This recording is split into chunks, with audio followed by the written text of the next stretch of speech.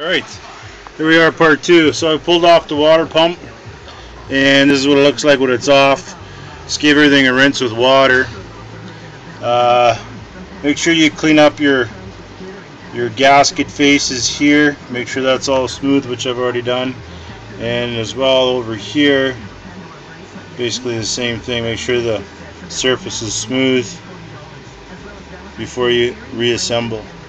Okay, so my particular problem with my water pump, I think by looking at it, I don't know if you can tell with this, but there's a little bit of I just knocked it off, a little bit of corrosion here, and that's my suspect of where it was leaking because of the gasket failing.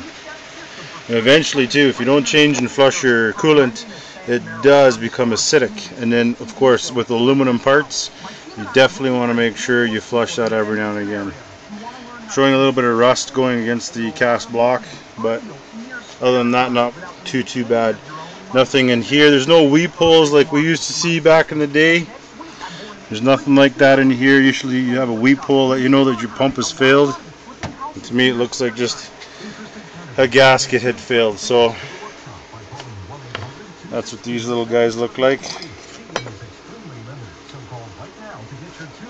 And over here, new set of gaskets, new pump, and I'm gonna get ready to reassemble that. Gotta clean up. Basically everything is all about prep work. These bolts are just grungy, so I'm gonna clean these up as best I can.